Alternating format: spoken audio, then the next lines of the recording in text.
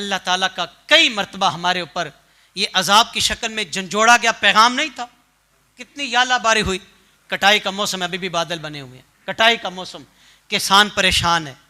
किसान बेचारा इतना परेशान है, एक तो रेट की वजह से परेशान हो गया और दूसरा कभी खेतों में यालाबारी हो रही है, कभी बारिश हो रही है, आज भी बारिश, कल भी बारिश, परसों भी बारिश।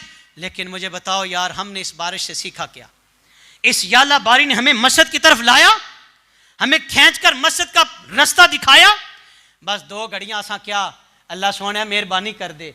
हमने ये ना सोचा कि मालिक का पैगाम आया, झंझोड़ा जा रहा है, तुमने उशर नहीं दिया।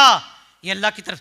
मैंने ना ये सवाल किया अपने नमाजियों से कि हमने तो कभी नहीं ऐसा मंजर देखा था कि इस मौसम में कि गंदम की कटाई हो रही हो और रोज़ बारिश आ जाए। तो किसी बुजुर्ग ने बताया कि तकरीबन ये 30 से 35 साल पहले ऐसा हुआ था। 30 से 35 साल पहले का ऐसा वाक़या था कि कटाई का मौसम था और बारिशें आ रही थी। आज फिर झंझोड़ा जा रहा है। मैंने कहा एक किसान की फसल में कोई आम सा बंदा जाते जाते ना चंद बर्फ के टुकड़े फेंक के दिखाए, चंद बर्फ के टुकड़े, वो यकीन करें वो जो सलूक करेगा वो किसी से मख्फी नहीं है।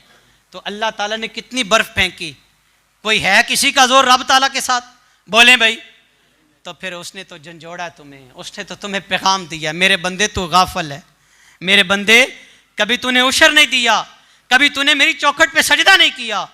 अगर याला बारी भी हमें मस्जिद में खींच कर नहीं ला सकी तो फिर बताओ किस चीज़ का इंतज़ार कर रहे हो?